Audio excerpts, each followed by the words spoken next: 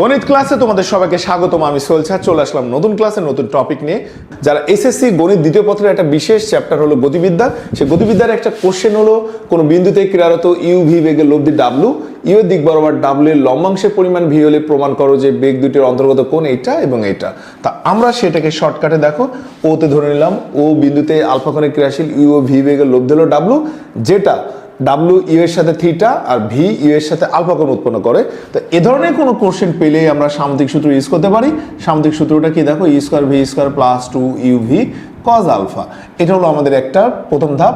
এরপরে বলছে দেখো ইউ এর দিক বরাবর আমরা লম্বাংশের যে ফর্মুলাটা জানি, ইউ এর দিক বরাবর আমরা যদি ইউ এর দিক বরাবর লম্বাংশ নিই, তো মাই ডিয়ার স্টুডেন্টস দেখো ইউ এর দিক বরাবর যদি আমরা লম্বাংশ নিই, ইউ এর সাথে 0, ইউ এর সাথে 0, ভি এর সাথে আলফা অর্থাৎ V cos alpha, W U এর সাথে থিটা কোণ উৎপন্ন করে।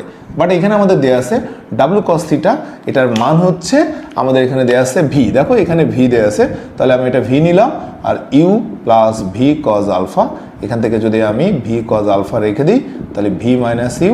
মাই ডিয়ার স্টুডেন্টস আমরা যদি এখান থেকে কজ আলফা নিই, V minus U by V, alpha সমান সমান cos inverse V minus U by V. এটা হলো আমাদের প্রথম সূত্র।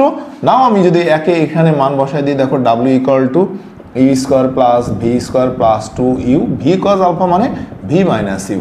এভাবে আমরা যদি এখানে ক্যালকুলেশন করি, দেখো E square plus V square minus 2 U V minus 2 U square. এটা যদি আমরা নতুনভাবে আসি, দেখো V square minus U square plus 2 U V. এরকমই আমি এইভাবে অ্যান্সারগুলো করে দিলাম। তো দেখো আমার এই ধরনের ম্যাথগুলো তোমরা আমার ইউটিউব চ্যানেলের পুরাটাই অর্থাৎ 9.1 সবগুলো চ্যাপ্টার পেয়ে যাবে। সবাই ভালো থাকবেন, সুস্থ থাকবেন, দেখা হবে নতুন ক্লাসের নতুন টপিক নিয়ে। আল্লাহ হাফেজ।